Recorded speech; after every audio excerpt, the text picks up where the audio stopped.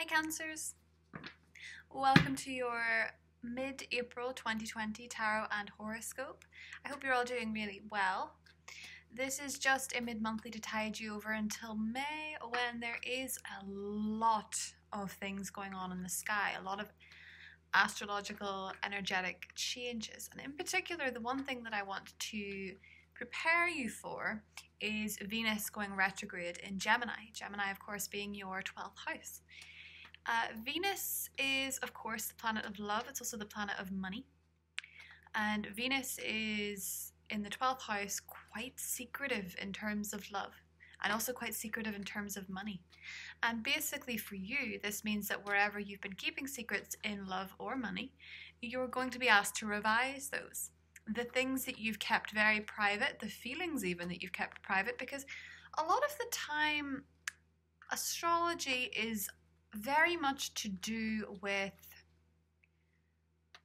our emotional and spiritual stuff rather than what we can see physically. You know, it's not necessarily going to be a huge secret from somebody else, the Fool. But the secrets that you hold, Cancer, Empress, beautiful, are very much to do with yourself. So the Fool and the Empress is telling me that as far as money and love goes, you're about to begin a whole new journey. As far as anything Venetian, I mean, Empress is the Venus card. You see this little symbol here? This is Venus. And the Empress is the embodiment of everything that Venus blesses us with. She's beauty, she has abundance, she is fertility. She's connected with the world around her. She feels worthy of her throne. She feels worthy of her empire. She has a crown full of stars, meaning that she is spiritually connected. She is in touch with her higher self, something that you possess, no matter what you think of yourself, based on what your ego is trying to tell you. Count in one day, Cancer, how many times you speak to yourself in a way that is degrading or unkind. Monitor it for a day. You know, it can be something as simple as telling yourself that you are so stupid for doing this, or you're so irritated with yourself, or why are you so unlovable, or why do you look like a foot? I don't know. Whatever it is that you're telling yourself, it's time to revise that. As we embody the Empress energy, we become more fearless. That's what the Fool energy and the Empress is telling you, Cancer, that you can become more fearless, be it in your motherhood, be it in your sisterhood, be it in your romantic life, be it in your work life, be it in your home. Whatever it is, you're getting a real shift in energy, and I sense that it is because the Sun moves into Taurus, which is so much more compatible with you than that Aries energy, that for Cancerians can sometimes feel very pushy. It can really be pushing you to come out of your shell and speak your truth and say what you want. And a lot of the time you just want love, you just want peace, you just want security, you just want comfort. Hierophant, you want stability, you want security. I'm already seeing from the Empress and the Hierophant side by side that Taurus season is going to be paramount to your year. It's going to be a big, big change. And as I said, we will get into that in May.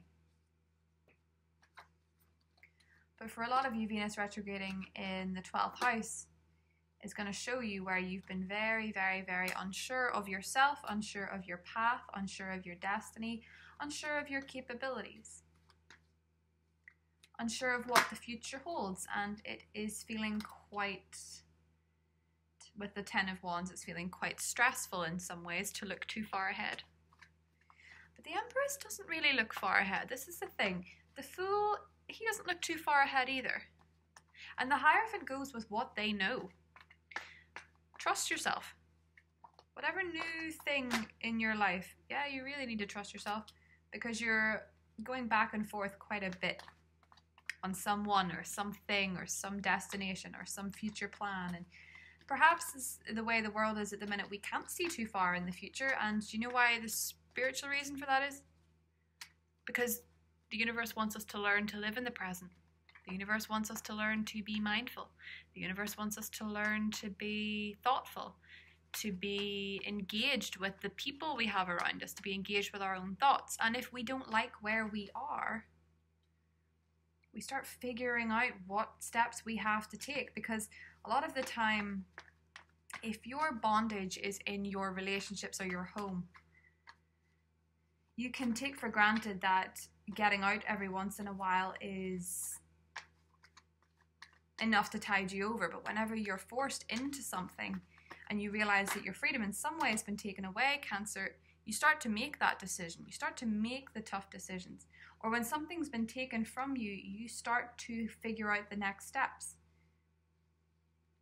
Even if you were incredibly indecisive before, you start to think on your feet.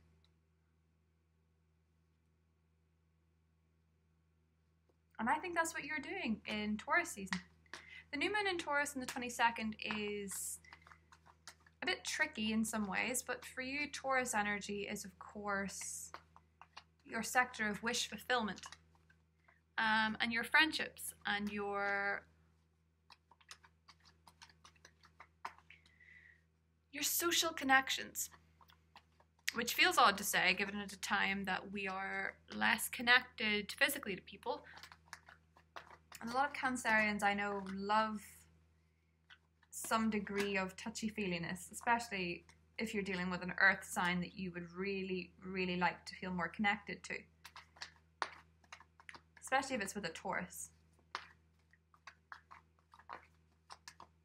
For a lot of you, you're starting to see where you have in some way overdone it. And this energy is making you see that that can no longer go on. And I think for most of you it's to do with work, but I also think a lot of you it's that narrative in your head that's telling you that you just quite simply don't believe in yourself anymore, or you don't believe in the things that you want to make happen. You're starting to feel a little bit disconnected from them, or a bit disconnected between the person you love, or you're doubting your credibility as a partner, as a mother, as a lover, as a friend.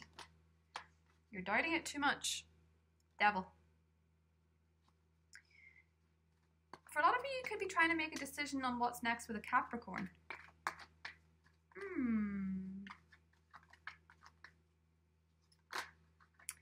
And I think if it is with a Capricorn where the relationship is incredibly unhealthy and toxic, I think you're ready to see that.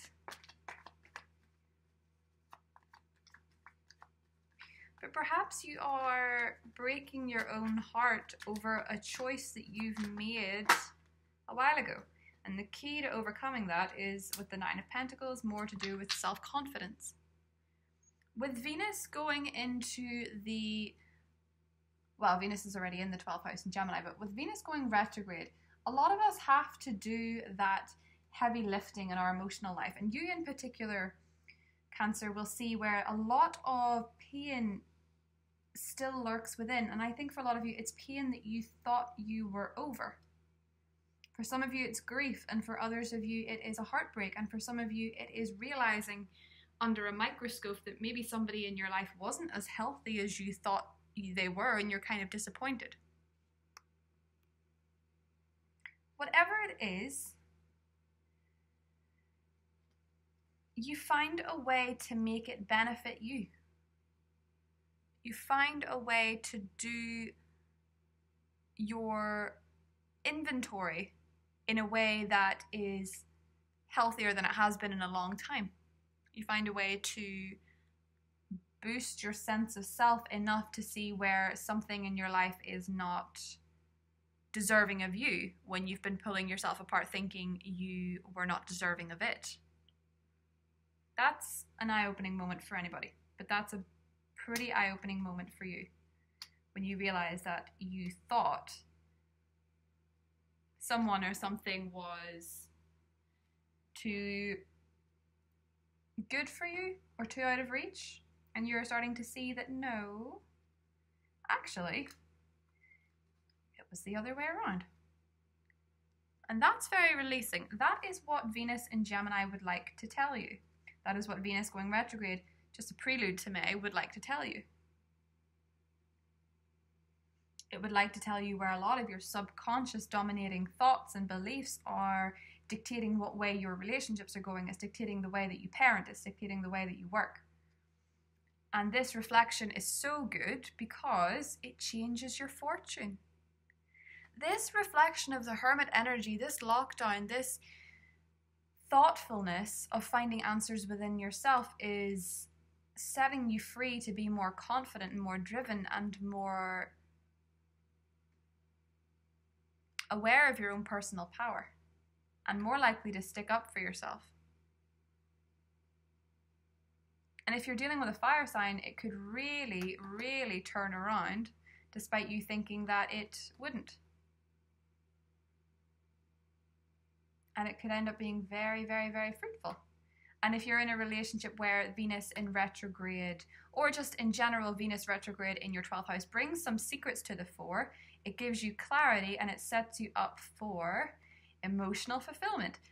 Very, very, very good emotional fulfillment. Knight of Cups, Two of Cups, with the King of Cups, and then to top that off, we have the Six of Wands underneath.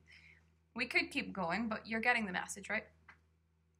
Especially if that's with another water sign that you have your eye on, that could develop pretty well. And if you are dealing with a water sign, I think if you're dealing with a Scorpio, Cancer, Pisces in your emotional life, I think that can go from strength to strength, regardless of how much the situation at the minute seems problematic. And if you are dealing with a fire sign, I wouldn't give up on it just yet. Unless if it is to do with a devil energy where you feel like things are incredibly unhealthy and toxic, I think that that's really breaking your heart, and your tapping into your personal power is the key to making that situation work for you. Whatever choice that is that you make, making it work for you is important. When it comes to business, you can be the King of Pentacles energy. As much as you want to make other people happy, you also have to make sure that you're not just reacting out of a place of fear that is keeping you very trapped. People in terms of business will be very understanding if you stick up for yourself. They will.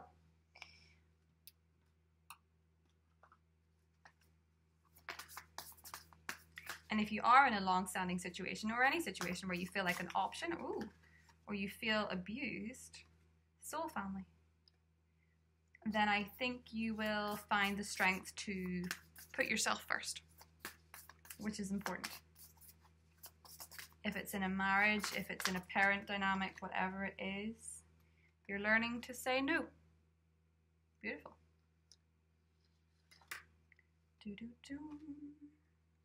So we have soul family, and we have no. I am not surprised that the no card came up when we have the devil and the Three of Swords down there. It's not that you say no to the new opportunity that's presenting itself. It's that you say no to the toxic behaviors that are making you feel very, very enslaved in some way.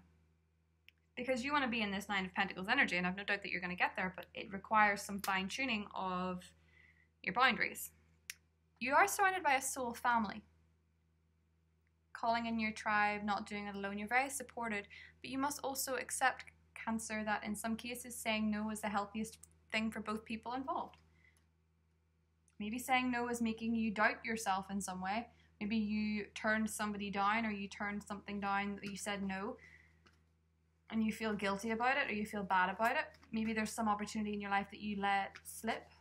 But anything that is meant for you will come back in its rightful time. Chances are, if it was right for you at that moment, you wouldn't have said no. If your instincts are telling you to say no, say no. Love. Beautiful. Love, love, love, love. And maturity.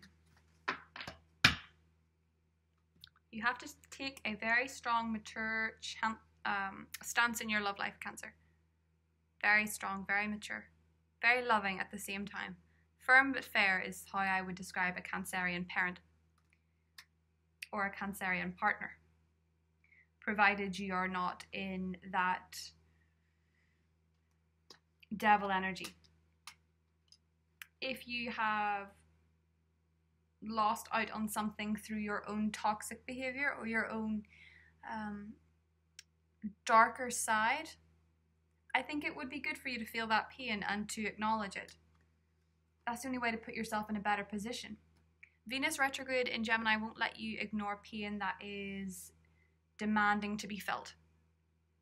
But if you use it wisely, you will come out of this very confident, very financially stable, and very content. And that will bring you all that you could ever want. So, Cancers, I love you very, very much, and I will see you in the next set of readings. Take care.